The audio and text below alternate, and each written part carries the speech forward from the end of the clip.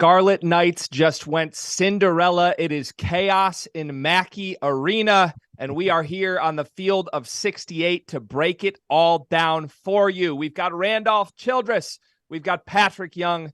We've got myself, Greg Waddell. And we have a crazy night in the Big Ten. The number one team in the country just suffered their first loss of the season, and it's one that I don't think too many people expected at home.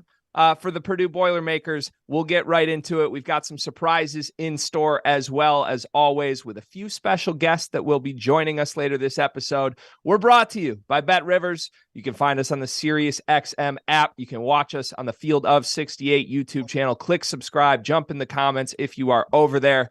And gentlemen, we have to start, as we always do, with a good, healthy toast to kick us off on a Monday evening. PY, you did this show last night, my friend. So I feel like you're the veteran here in 2023. RC and I are just rookies. We're making our debut in this new season. So you take the lead for us here. Who you toasted to tonight? It's a little too much Big Ten basketball for me 2 nights in a row. But what can I say? It's an honor to be out here and have a chance to talk with you guys and be on this national level and scale. And hey, we get to watch college basketball and talk about it. I mean, what's more exciting about that? But for me, I think tonight's game, tonight's matchup, Paul Mulcahy, he just took over, found a way to get into the paint, find some great finishes around, because I think Rutgers was really struggling to find any type of good looks. Not just they're getting shots, a lot of them were terrible, but to find some good looks. The dribble handoff with Amori at the top for Mulcahy coming off that. He was patient, he was poised. He definitely gets my notch for the toast of the night. Cheers. I'll drink to anybody on Rutgers tonight, baby. I hope they're going to go celebrate somewhere. RC, who you got? Better. You know what? Right before we went on air, the unfortunate situation with DeMar Hamlin, I guess it's the DB for Buffalo Bills, went down, and let's just pray he's all right. I mean, he went down on the field. They've cut the game off, and I don't know the extent of anything. You hear rumors, you hear stuff on Twitter, CPR, whatever it is. But whatever it is, prayers to him, and let's hope he gets healthy, a speedy recovery. And as we always say, we get a great job to talk about sports, but that's real life stuff that sometimes people don't understand. So cheers to him. Absolutely. Cheers. Well said, my friend. Certainly you can lose perspective in this industry if you're a fan of sports in general. There are many more things much more important than these games that we all know and love so much. I'm going to go a little more abstract with mine tonight.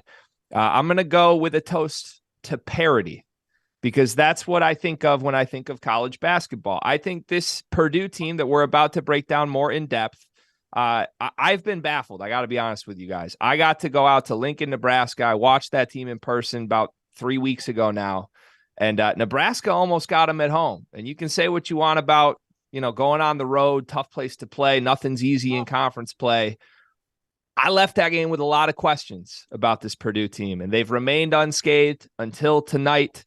But I've sort of had this gut feel in the back of my mind. If that's the number one team in the country, we could be due for a very, very crazy March when we get closer to the NCAA tournament. I think there's a lot of teams out there that could have their eyes set on a big run come March. There's no dominant team that's going to run away with a national title. So to college basketball, that's a good thing for the sport, I think. To parity this year. Cheers. Cheers. Let's get right into it. So obviously the result is massive. It's a shapeshifter in the Big Ten especially, but like I said, in the country, I think we're going to see a new number one team in the country come next week. Purdue, to me, I'm a Big Ten guy. So like Pat said, he's had a little too much Big Ten. I can't get enough of this, man. I can't get enough of my Scarlet Knights. This Purdue team has the National Player of the Year frontrunner. He's the most unstoppable force in the sport. They've got a freshman backcourt that has played out of their minds up until this point in the season, way better than people could have expected. They've got depth, they've got talent, they've got a great coach on the sideline, all of that. And at the same time, I know we're not a betting show, but these guys have played a lot of close games that weren't necessarily supposed to be close over the last month or so. They finally get bit tonight against a Rutgers team sitting 2-1 in Big Ten play now. Their only loss was on the road at Ohio State with a very questionable call, a phantom out-of-bounds step that they are so close to being 3-0 with wins against Ohio State and Purdue on the road.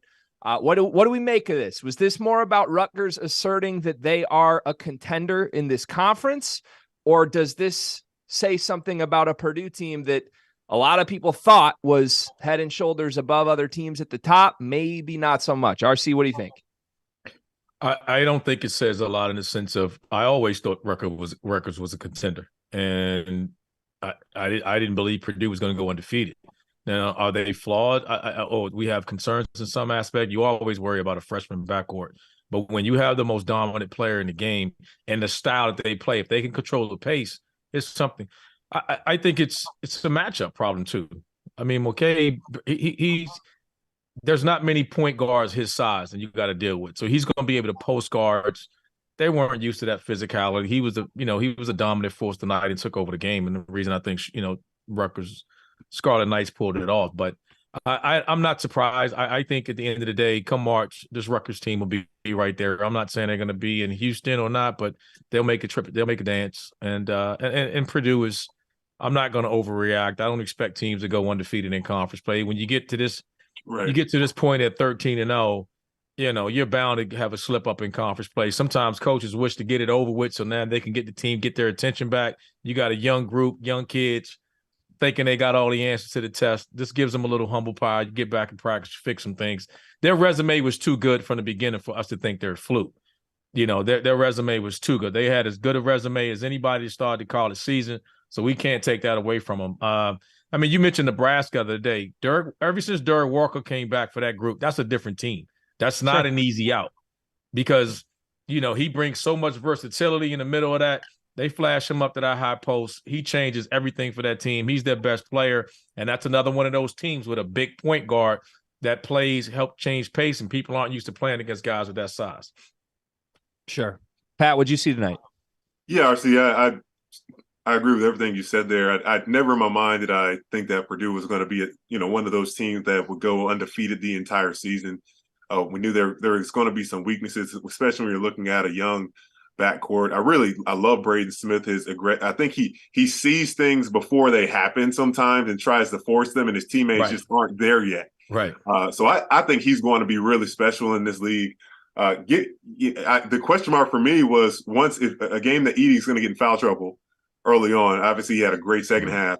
What is this Purdue team going to look like? Rutgers, with their defense, it travels. They play some of the best defense in the country. The way that they had Purdue doing things that I'd never seen them do from that press, that full court press, just going so east and west versus going north and south, just trying to get with no middle flash. It's a little bit of both. I still do believe Purdue is a top 5 team in the country, and I think Rutgers is better than their record.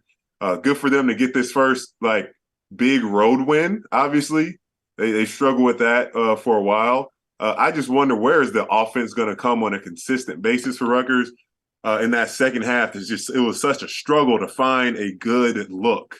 A lot of things just garbage to an extent, just getting thrown up at the basket.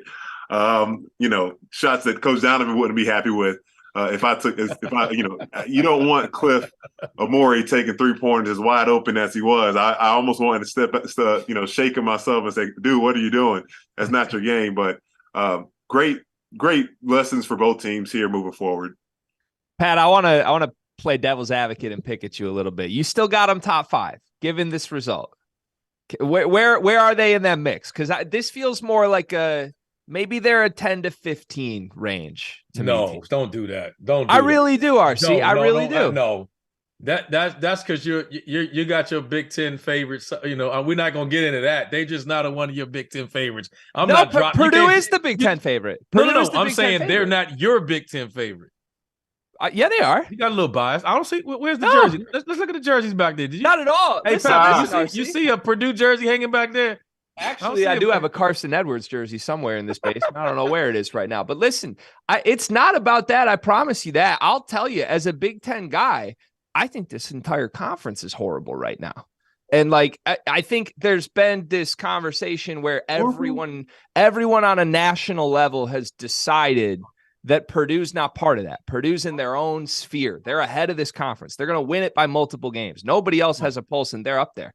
No. I just like obviously give them credit. The resume stuff you said, RC, in the non-conference, yeah, you can't dispute it. But I feel like there's a lot of people who only watch the Duke and Gonzaga wins on a neutral floor, which, let's be honest, Duke and Gonzaga are not top 5 teams in the country, like we might have thought at one point, and haven't seen how this Purdue team's played for a month. Like, Zach Edey's phenomenal. I have a lot of questions about the parts around him. This is not a good shooting basketball team. As good as Braden Smith and Fletcher Lawyer have been in stretches, this is a true freshman backcourt. And when they go up against some guys who, like Rutgers, can get in your shit, I have questions with how they respond to that. And I think that was part of tonight, right, Pat? I can see where, what you mean to that extent. I see where you're coming from, but it's too early for me to just give up on them not being a top 5 team with how they've played thus far. I think sometimes it's just a few kinks here and there to get back to your identity, what got you there in the first place. Yes, there's going to be teams that see the formula of, hey, we just got to get up in them, and hats off to the Big Ten officials tonight. I was really pleased with how they called the game. Of course, there's always going to be calls some people don't like, but I think they allowed both teams to play pretty physically. Fouls were an issue for Rutgers. That's their style of play. But, I don't think I can't take Purdue. It's not fair to Purdue to take them out of the top 5. They'll fix things. They'll turn it around. I don't think they're going to run away with the Big Ten, but they're still my favorite. I really like Wisconsin with how they've been playing as of late. I think that now the favorites and the gap is going to narrow on who is. I think we have it in our sheet that Purdue is. It's been here. Purdue was the favorite with Illinois second to win, which is surprising to me. Indiana, Wisconsin, and Ohio State to win the Big Ten. Yeah, you know what that is, Pat. That's our good friends at Bet Rivers knowing what states have legalized gambling. They got to get some bets coming in from Illinois, baby. Come on. That's probably got to be what it is, yeah. Come on. Wait, we know what's going on here. Yeah, so we had Purdue, according to Bet Rivers, Purdue was minus 110 favorites. That was prior to the result of this game. I'm not sure if you could even bet it so quickly after the game has ended. I think that's going to drop just a little bit. For the record, given my Purdue skepticism, they're still the favorite to win this conference. I'm not saying that's changed at all. And I really don't mean too much disrespect on a national scale here either. I just think you could go down the list of teams that are from the other conferences that I might take over them. I might take UConn over them. I might take Arizona over them. I might take Kansas and Baylor over them. I think there's more than a few teams. Even Baylor now? You'll take Baylor over them now? Come March, I think I would. Maybe not right now. But... Okay, well, we can say, yeah. I mean, the way they play and their style of play, even with as dominant as Edey is, of course, come March, you're going to have some concerns. Yeah. You're going to have some concerns. But any big, I will say this. We talked about this before. All those bigs, and at one point we talked about that with Trace Jackson and Hunter Dickinson and all the bigs that were in this conference. Is it fair to say he's the most dominant low post guy of the group? Because he's playing like it. And if he plays that way, that's what I say about the traditional big. You don't have to be a great defender, but he can dominate you on the other end. You have to be able to defend. Yeah. He's dominant in the other end. He is like, we had those concerns about Hunter, and then he showed up, and you and I we were together last week talking about that. Hunter obviously answered the bell last game, but he was dominant performance. Edey's been dominating all year. So if he plays that way, all bets are off because he's fouling front lines out. He's controlling the pace of the game. If a guard gets down the lane, they're just throwing it up to the lob. He's getting whatever he wants. So if he dominates, then yeah, they can do some damage. But if he's not, he wasn't obviously this force a year ago. So yeah, if he plays this way, look out. I mean, then I'm not gonna say what they can or cannot do. I think bigger, more athletic teams along the perimeter will give them trouble. I think that's their kryptonite, but we'll see that when we get there tonight. And I thought we saw part of that tonight. But yeah, it was a 1-point game. They still very easily could have won this game had he not gotten into foul trouble. Yeah, for sure. And you got to give Purdue credit too. Like this was a 10-point game at half, I believe. And they're due. They were due. I mean, let's be honest. I mean, they're due. There's no one out here. I thought it was going to be UConn. We didn't see the Xavier beat UConn the other night. I thought it was going to be Penn State or Ohio State, one of their next two. Yeah, for sure. Pat, you mentioned Wisconsin as a team you like. I'm actually with you. I'm buying into the Badgers a little bit in that middle group. I feel like in the Big Ten, We might do some bigger picture conference stuff at the end of the show, but I feel like in the Big Ten, from 2 through like 11, there's a lot of interchangeable parts where you might have a favorite, but you can make an argument for a bunch of different teams in there. Where does this Rutgers team fall to you guys? Because I alluded to it earlier. They really should be 3-0 in conference play right now with 2 of the more impressive road wins any team could have in this conference. And they got a lot of experience. I mean, the center, Cliff, he's a monster, man. He's one of the only guys that I think is going to cause problems for Zach Edey the way he did tonight. Would you buy Rutgers as a true contender to win this conference, RC? Why not?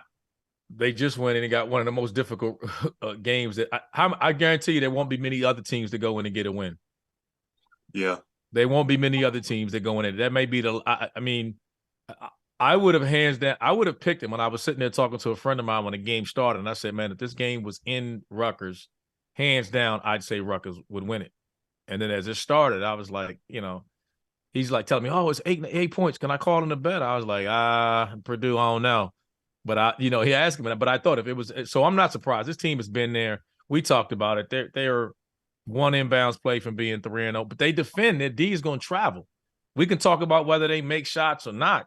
They travel. And as long as they travel, change things up, they got unique size. I mean, they got shot making ability. They got playmakers. Cliff Moore inside is a monster.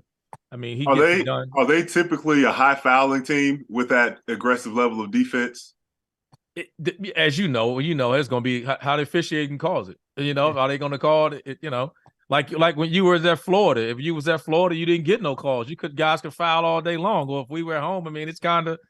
You know how that goes. I mean, my only concern is, seeing how bad, how stagnant the Rutgers offense got at one point and not being able to make shots, fouling a little bit too much of that. It's just not opening up the door, giving me confidence to say, yeah, they have the potential to win. I just get, with how that offense was looking for a while, I was a little concerned. Edey plays that deep drop, on pick and rolls, gives guards a good chance to find something and at least touch the paint. Most other bigs are going to at least be to the level of the screen. I think you got to at least be to the level of the screen and make the guard kind of slow down for a second so it doesn't come straight downhill. That's just my only concern and hesitation from just so quickly saying. But no, I do think Rutgers can be top 5 in the Big Ten for sure. Yeah. When their offense struggles, you got a 6-7 point guard. Yeah, it helps you out. I mean, that's what I mean when I say it's, and when we talked about even Nebraska the other day, there's not a lot of teams with that. So he's going to be able to, when their offense gets stagnant, which he did tonight, he's going to put you on his hip, put you on the block, and go to work. And if you help, he's going to fire it out to an open shooter. So, I mean, it's. I think there'll be a major factor in this conference, and whether they win it or not, we'll see. It's still early, but they've proven so far this early. They were one inbound play from being 3-0. And if they're 3-0, this whole conversation is changing. They went into a place, they just ended the number 1 team in the country, the team with the most impressive resume that would have been a 1 seed if the tournament started right now. They came in and took that and really controlled it all the way through. They did. Purdue just made a run at the end. I think there's credit to what they are and what they've been all year long. We can't take that away from them. Yeah, I don't think there's many teams out there, to your point, RC, that will be able to control a game against a team like Purdue. Like that says something about Rutgers. Just a couple quick numbers to note. RC might not love this one. I know we have our advanced analytics, the numbers conversation every now and then, but according to Bart Torvik, over the last 2.5 weeks, Rutgers has been the number 1 team in the country in that span. They've been playing great basketball. Let's go. Beyond that, just a fascinating little number that I found in researching this game this morning. Steve Peichel is now 5-1 in his last 6 games against Matt Painter. Matt Painter's had some pretty good Purdue teams over the last 3-4 seasons.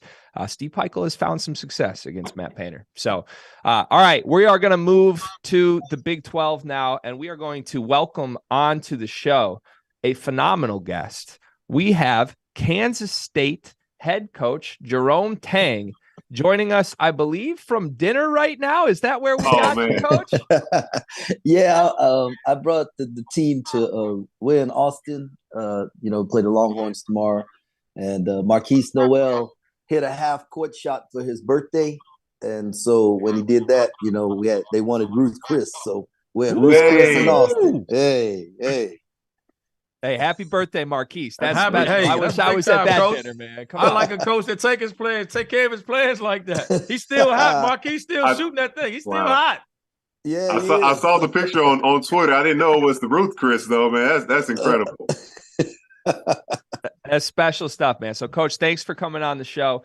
We obviously appreciate it. You have had a phenomenal start to the season. You alluded to the big game tomorrow. I'm sure there's a lot of Big 10 or Big 12 fans and fans around the country who are ecstatic waiting for that game to come. But look, to have this type of success in the first year at a program feels a little unique to me. Like, there's a lot of first-year head coaches who it takes 2-3 years. What's gotten you off to this hot start with new faces at a new place? What do you think's been most important to helping you get to this hot start? I firmly believe that the two guys that chose to stay and be a part of the program, Marquise Noel and Ish Massoud, those guys, they bought in from day one. They did a great job of selling the university and the community to every kid that we brought on campus. And their hard work, their belief, the way our fans have really gotten behind this thing. I mean, every recruit that is committed to us, every guy that came on campus of the 11 guys, we signed 11 guys, all of them said the fan base and the passion that the K-State family has for the program is what really swayed them. Coach, for you, you obviously know the league, but why Kansas State for you? I mean, I know you had other opportunities. It's should have over the course of the years. Why Kansas State for you? The truth is, Randolph, is that they wanted me. Right. I mean, my goal was to be the head coach at a program that would give me a chance to win a national championship. And I've never been one of those guys that bounced around. I was at the same high school for 10 years before I went to Baylor. I was at Baylor, for 19 seasons before I wanted to go someplace where I could see myself staying and I could win a national championship. And at K-State, we've got the resources. We're playing the best league in the country, and we got a rabid fan base that recruits are going to love playing in front of. And every night we get to play in the Octagon of Doom. And, I mean, it's nothing like it. Coach Tang, I got to ask, I've known Keontae for some time since I was former Gator and I've been around the program. Are you surprised that he is able to play, has played at this level, 2 years removed from playing, that he's playing at this sensational level this soon, this quick in the season? I really thought it would take him till now, the non-conference to get his legs under him and stuff. And then once conference rolled around, he would, start rounding into what I thought he could be and what he used to be. For him to hit it running the way he did, man, it was just been exceptional. A credit to him, his belief in himself, the people that's been around him, helping him, and his teammates, obviously. And, I just expect, it to continue to go up because he's special, man. He is special. Absolutely, Coach. I feel bad we're taking too much of your time at dinner. We're going to let you get back to it with your team. Hey, Good Coach, luck I got to night. ask him one thing, though, Greg, before we let him go. Go ahead. I was told to ask you this. Can you show us the dance that you did after the West Virginia win, man? I heard you had a good dance in a while. Okay, so this is the thing, right? We have this tradition at K-State. It's called the Wabash Cannonball, right? And what happened is that a long time ago, the music building burned down, and the band director grabbed whatever music sheets he could, threw it in a briefcase, and ran out. So that night at a basketball game, the only song that he had saved from the fire was Wabash Cannonball. And they played it over and over and over. And so the students created a dance to it. And they've been doing this for years. It's been a tradition. But Wow. I'm just telling you, when you're around it and they start playing it, you can't help but start moving with. So you still got it? That's what you're telling me? You still got it? Yes. That's cool, I'm trying to put my own little rendition to it too, So, I'm all about making history, man. And, at Baylor, we was able to make history, and I'm looking forward to making history at K-State. Absolutely, Coach. Well, there's plenty of Wildcats fans out there that are going to enjoy watching you make history there. Congrats on the great start. Good luck on the game tomorrow night, and enjoy your steak tonight, my friend. Hey, fellas, thank you very much for having me on. This is a bucket list, and I appreciate I love watching. I listen to you guys every morning when I'm getting ready, what you talked about the night before, and just greatly appreciate what you do for college basketball. Good luck, Coach. Absolutely. Thanks, Coach. All right. Thank you. Go Cats. Open invite for Coach Jerome Tang anytime he wants on the field of 68 after dark, by the way. We would love to welcome him right back here. All right, let's reset the show just a little bit. We're about halfway through here. Again, our thoughts and prayers obviously are with the players involved, with the injury involved in the Bills-Bengals game, a tragic moment in sports. We are here to talk college basketball, so we are going to continue to do that. That was Coach Jerome Tang from the Kansas State Wildcats. They've got the big game in Austin tomorrow night. We are here, Field of 68 After Dark. You can find us on the SiriusXM app. We are presented by Bet Rivers. You can watch us on the YouTube channel. Click subscribe, jump in the comments if you are watching us over there. So let's talk Kansas State briefly. Big win for the Wildcats over the weekend. Overtime game against West Virginia, a ranked win against the Mountaineers. Now they turn to the big game against Texas tomorrow, as Coach alluded to. One loss on the season for Coach Tang. A lot of new faces, couple guys stuck around, like you said, but I don't think too many people expected them to be in this spot so quickly. They are still an unranked team, even with that wonderful 12-1 record. Do we buy them as a contender in the Big 12? Simply put, RC, what do you think? I think you have to. Culturally, what he's done has been really, really impressive. And, I'm a huge fan of Marquise Noel. We talk about Keontae George, and his story alone is just amazing. And I think those two guys are their best players. And when your guard play is strong, particularly in this conference, you have to have elite guard play to be a contender in this conference. And they have that. You're talking about Marquise 23 and 10 the other night with 7 steals. He's a blur, difficult to stay in front of. I like their team. What's their ceiling? We'll see. But I'm high on them. I think they got a chance. They'll be a surprise team, and they'll be a team right there at the end. They'll have enough opportunities to build their resume. I think they've gotten through their non-conference stuff unscathed, so I don't think they'll have a bad loss. This conference is so good. They won't have any bad losses. Yeah. And I think as they go forward, there'll be a team right there that we can see as a tournament team come March. No, yeah, to your point, that's a great point. One loss in the season on the road, not going to have a bad loss. No. Haven't gotten I'm saying they haven't gotten the respect. I think this Kansas State team is a top 25 team in the country. It's going to be a tough one going up against Texas. That's playing so well. As of late, but Keontae Johnson, when I saw him at Florida, the game just came so easy to him. It seemed as though he always in the right place, made the right decision. Not that he makes all the right shots, of course not. No one makes all the shots, but the way that he just plays the game and played the game, and being 2 years out after almost losing his life, there's just a level of gratitude and hunger and appreciation that I'm sure is something we would never know unless we experience that ourselves. So under a phenomenal coach, hopefully to have a Hall of Fame career, had a great program. I'm high on this Kansas State team. They could be top 3 by when it's all said and done in this conference. One thing, Greg, I'll add to that too is I think that having a coach that's familiar with the league, right? He doesn't have to come in there and try to figure out what's going on. He's coming there knowing what all these coaches have done in the past. And I think it's going to help him and his staff, because it's not like he's coming from a mid-major or another Power 5 school. He's coming from within the conference. So he's going to have a level of comfort against everyone that he's playing against and been in that league for so long. I just think it helps them, that they don't have to worry about figuring things out. He's going to already have the answers to it. It's just whether they can execute it or not. Yeah, it's a phenomenal point. He knows the ins and outs of everybody in this league. He's had success against everybody in this league. To the scheduling conversation, because they have 4 Q1 and Q2 wins up to this point in the season. Yeah. Maybe not the brand name, the flashy name, but their resume is in a pretty great spot at 12-1. The next 2 will be very important.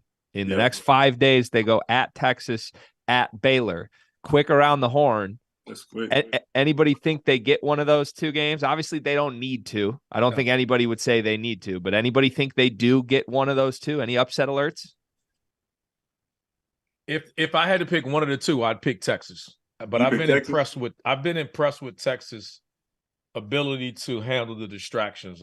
I've been really impressed with this team. I thought after that you have to be impressed with these young men. That's a lot to go through and to deal with. They've seemed to handle it. They've come out. They've responded with that. That's told me a lot about Texas. Yeah. I think Baylor will be a tough ass provided LJ Cryer plays. But they're coming off a loss. So I just think that team is going to have more of a, we got to have this game, as opposed to Texas has just been kind of just pushing along. I know I'm going to butcher his name, but has Jonathan Chama, has he returned yet? Let me look that up for you. I'm honestly not quite sure. I don't think he's returned yet. Yeah. Yeah, I think he's been out still. If he's out there 100%, this Baylor is on another level. Just what he provides on the defensive side alone. Yeah, for sure. Yeah, still man in the middle right now. Yeah. Baylor, I think of all the Big 12 teams in this gauntlet of a conference, because there are 4 teams that are 12-1 in the Big 12 right now: Kansas, Kansas State, TCU, and Texas. There are other ranked teams that aren't in that 12-1 group. You've got Iowa State at 10-2. You've got Baylor at 10-3, 0-1 in Big 12 play, but they're certainly going to feel desperate. I think of all the teams in that group, Baylor is the one that is probably the furthest from what they will be at the end of the season, both just due to health and just who else they have. Yep. The younger guys, Keontae George developing. So I think I said it earlier. I would take Baylor over Purdue when we're doing the top 5 conversation. I'm going to take Baylor to keep rising up the ranks in this conference as well. Let's jump around a little bit, stay in this Big 12. There was a game tonight, West Virginia at Oklahoma State. Oklahoma State built a pretty big lead early. It looked like it was going to be a forget about it game. And then all of a sudden, West Virginia, Huggy, did their thing, came right back, clawed, made that down to the wire, final 4 minutes type game. It was back and forth. Ultimately, Oklahoma State survives, wins 67-60. Both of these 2 teams are not in the group that I just talked about in the Big 12 of all these teams that only have 1 loss or ranked contenders. And I think in a lot of conferences, these teams would be feeling pretty good, middle of the pack. In the Big 12, you're looking up like, oh man, who are we going to beat in this group? So a very important win for Oklahoma State. Do either of these teams move the needle at all for you in this Big 12 race? RC, what do you think? I do. I like the guard play of Oklahoma State. Again, when what you got to have in this league, we talk about that. I mean, John Michael Wright, Avery Anderson, Bryce Thompson. You got 3 quality guards there. They were all leading the charge tonight. You got a defensive player of the year candidate, and leading the middle, man in the middle. And he said, I like the team. I think they got a chance. Now, whether they get a ton of bench production going forward, we'll see. But I like the group. Another thing, they defend well. They play hard. I think they'll give themselves a chance. Particularly, they'll be a tough out to beat at home. What better league to be in to move the needle than the Big 12 when you have opportunity? You're going to have opportunities, and yes, with guys that can consistently get double figures and can score great guard play. OK State has the opportunity to for sure be another team in the tournament. Yeah, it's a fantastic point. I think my biggest question or concern, if I had it. Hey, Pat, come on. I thought we had a truce going tonight, my friend. Come on.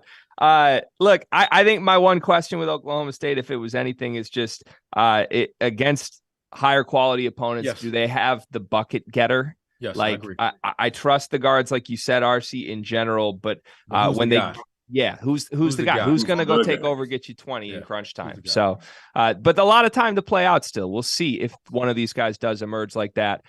One more result from the weekend, I think, that warrants discussion from this conversation. I apologize, Pat, if you guys spent too much time on this last night. We're going to make you rehash it just a little bit, but Iowa State upsets Baylor. That's the word, upset, although it was a home game for Iowa State.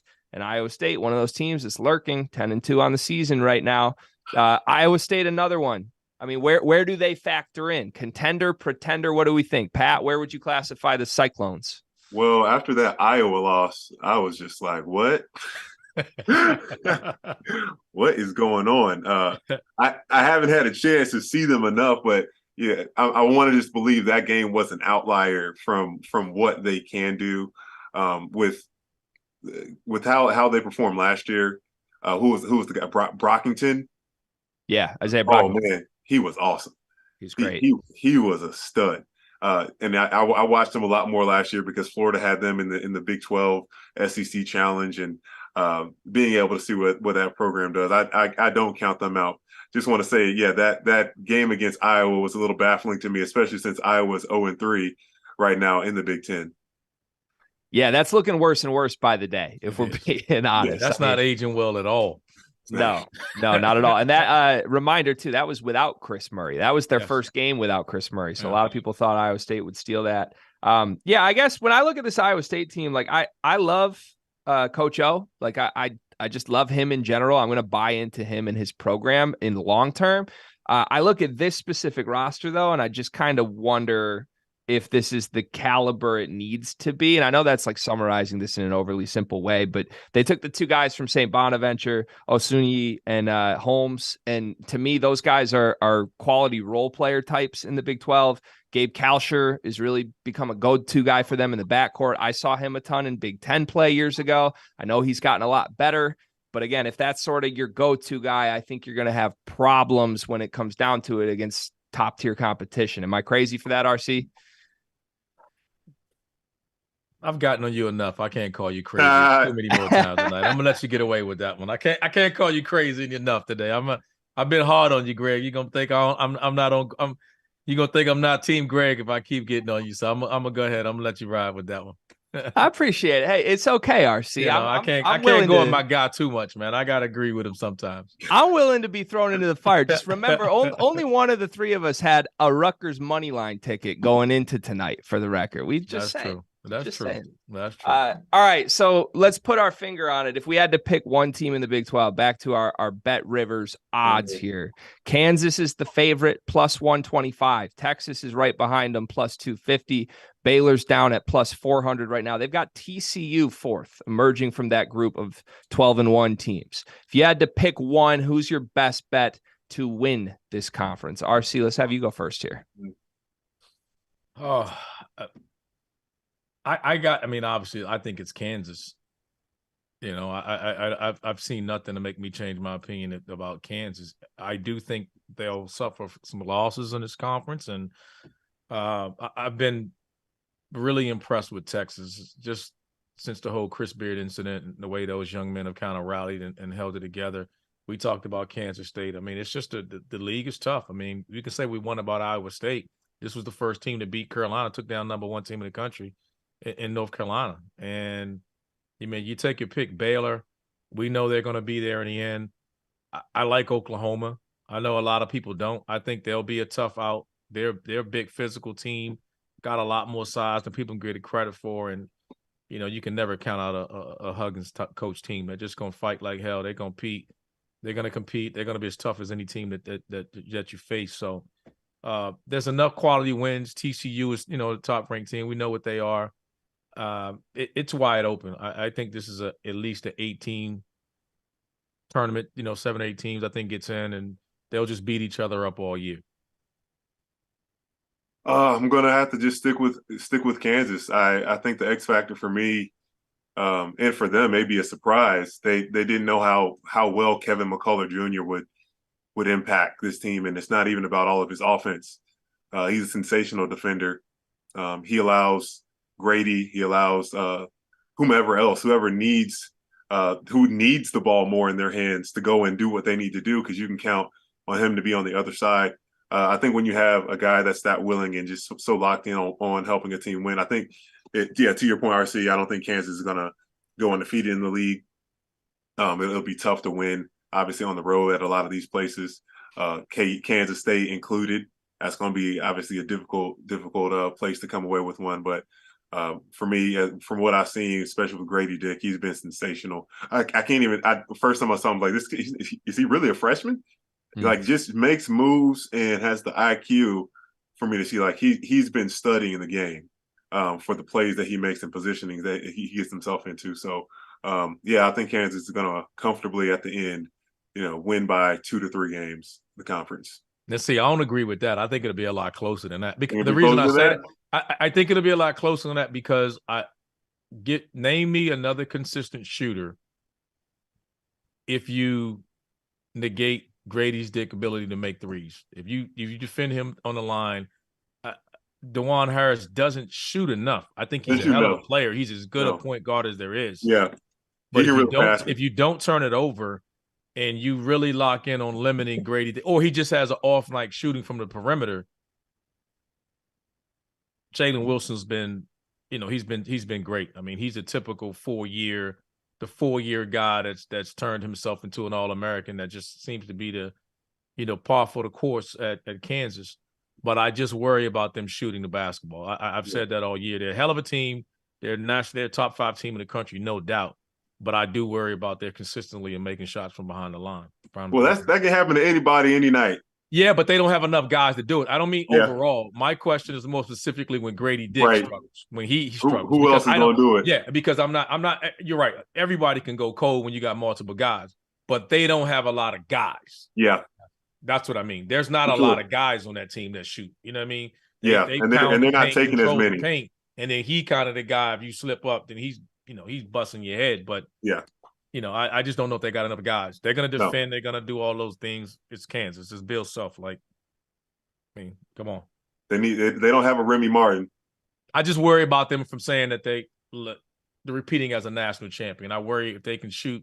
They don't have enough dudes, I think, to stretch the deep. But this team is different. And I think teams of size will say, I'm going to sit in the paint, get Grady Dick, sit back, let all the other guys shoot, and let's see what happens. Yeah.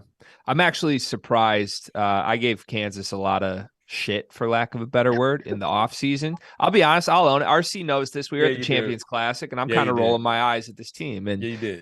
They've been way better early than I thought they would be. And I don't think I would have doubted this team having the type of success, wins and losses wise, at the end of the year that they've had this season.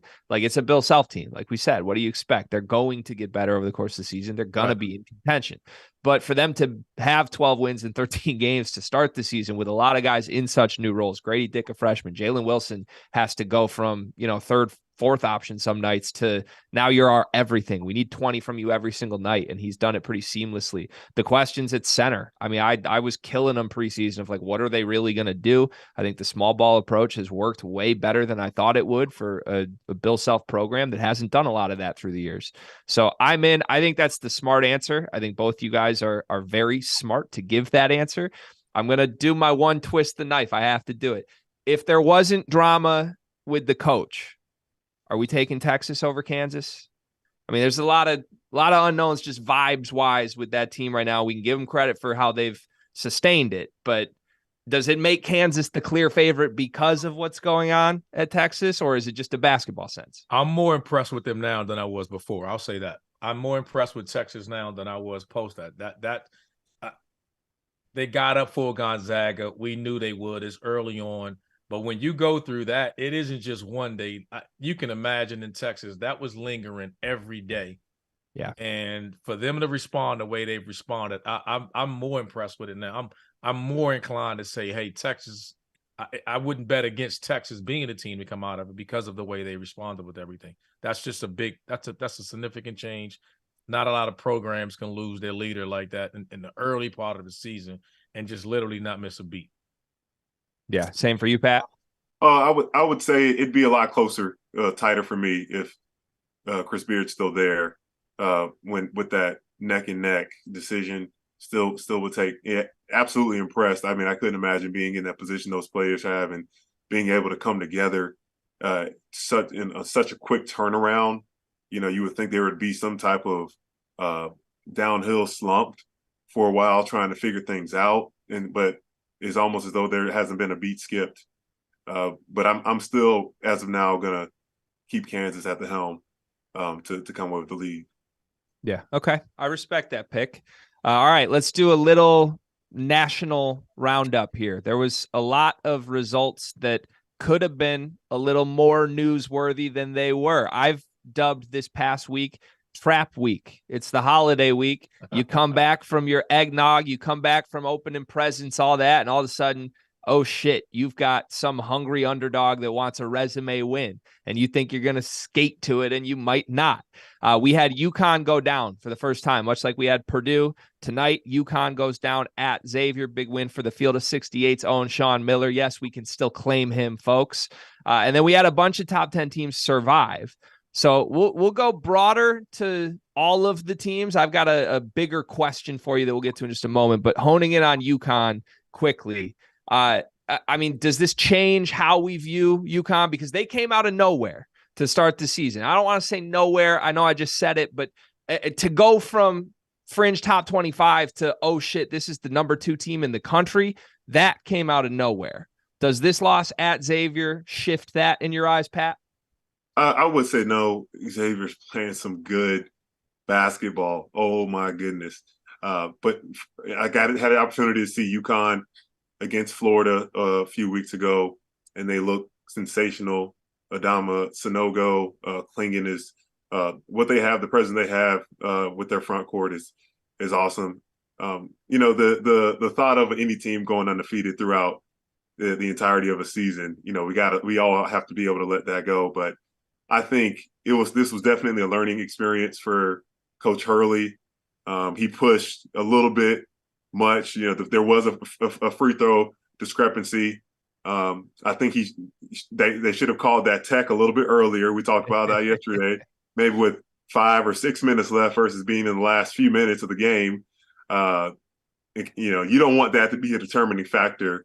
But hats off to Xavier, that's been playing some great basketball right now. I still am a believer in UConn with how the urgency in which they play, the execution that the players exhibit from, you know, you can tell they understand what the coach wants from them, and they do it at a high pace level consistently. So I'm still high on them being, you know, Rob's going to love that top 3. Maybe they'll come back around and be number 1 at some point again this season. I don't think they lead the top 10 all year long. No. I mean, that's just the best way I can say it. Will they lose? There's some good teams in the Big East. We know they will. But I don't think they'll lose enough to drop out of the top 10 at any point this year. That's just my opinion. I think they're that good. Yeah, they're good. You know, they play hard, they're tough. They got those 2 monsters coming in one after the other. They're gonna be a tough out. Usually you lose a guy like Sanogo, you're like, oh man, we gotta buy time.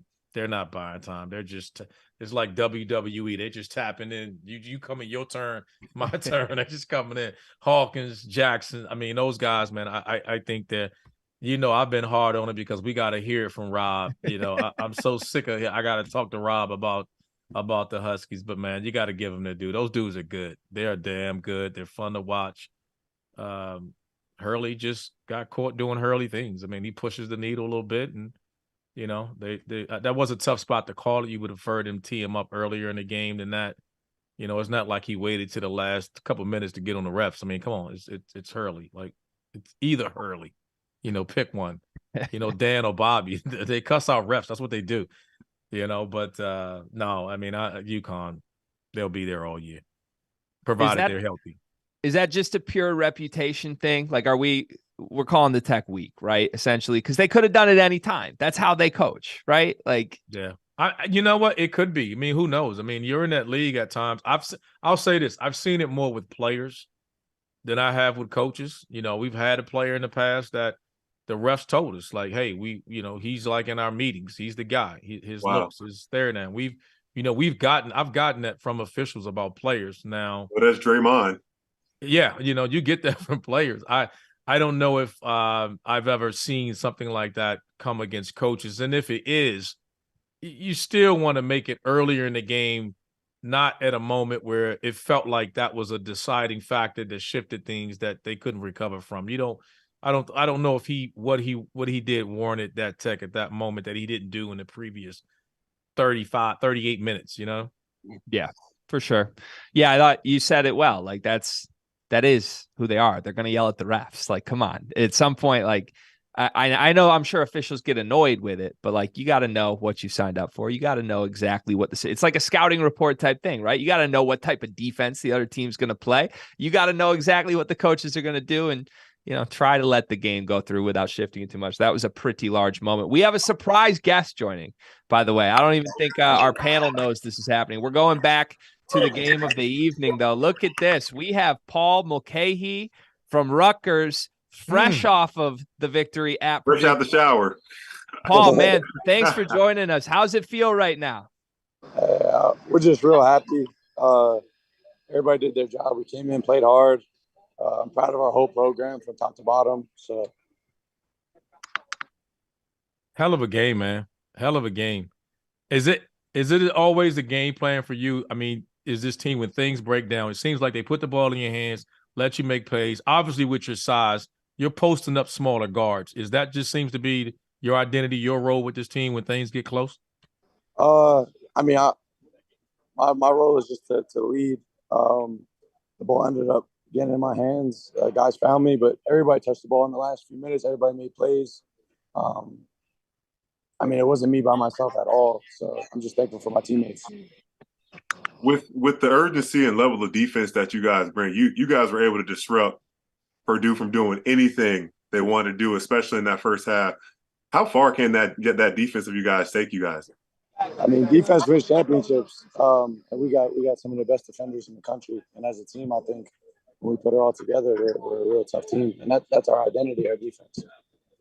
Paul, you guys seem to answer it with everybody, man. I mean, what was so special about the night with you guys? You guys solved the riddle. You beat the #1 team in the country. Was there something specific you did defensively, or was just you guys just do what you do? It was a team. It was a team effort. It was a complete team effort for 40 minutes. Dude stepped up and made big plays on both ends of the floor, and I feel like we played harder, and it showed in our actions. So. Paul, go ahead. No, I was just going to say, Paul, I mean, huge win. I'm a Big Ten guy. I just got to let you know, I don't even have a question. I have something to tell you. A Field of 68 colleague of ours, Carter Elliott, you're his favorite player in the conference. He says that you're the Big Ten player of the year this season. So I want you to know you got a fan in our network here. He's hyped. I really appreciate it. I hope the students are back, man, so you can enjoy this. Hey, a lot of people don't like me for a lot of reasons I don't even know, but what? I'm thankful to be on this team and to play in the Big Ten. So I appreciate you guys for sure. Well, you had the big bucket. I got the all caps Mulcahy text. So congrats, Pat. You got one final one for him? Yeah. I was just curious. When you're coming off that dribble handoff from the top, what is your mind? Was there a point coach just said, "Hey, go get a bucket or go make a play"? Because I thought you should have got it every time, and at one point you were getting it just about every time. I mean, my coaches have been on me for the last 3 years to shoot the ball more. And I got to play. I got to not try to make plays before they happen. I got to play with what's in front of me, and I can get downhill. I'm 6'7", and I mean, I got big Cliff down there. So once I know I'm either going to make it, get fouled, or Cliff's going to rebound, and I got trust in him. So. All right, makes you feel like nobody likes you. You said nobody likes you. Why? Who doesn't like your game? What are you talking about? A lot of people on social media. That's why I'm off of it. Hey, respect, man. There's no stranger, no shortage of villains in the Big Ten. You're not a villain here to the Field of 68. We're just big fans. So congrats on this huge win. Hopefully this is the first of many for you guys this season. I know you've been playing great basketball. We'll be watching the rest of the year, my friend. I appreciate you guys. God bless. All right, that was Rutgers' own Paul Mulcahy. I mean, clutch crunch time buckets tonight. Heart of the defense with Caleb McConnell, with Amori, with that entire team, with Steve Pikiell's group that they got over there. I mean, let's wrap on this because we are coming to the end of the show, but I feel like we've been brought back in to this Rutgers conversation at this point. But with where Purdue was at pregame and where Rutgers was at pregame, who does this result shift that more for? I kind of asked, like, who was this game more about? But, like, does this win mean more now, standings-wise and all that, implications going forward for Rutgers? Or, like, does getting one loss at home, is that going to come back to bite Purdue, the fact that this was in Mackey Arena tonight? You guys have both been through this. You've been in conference title races before.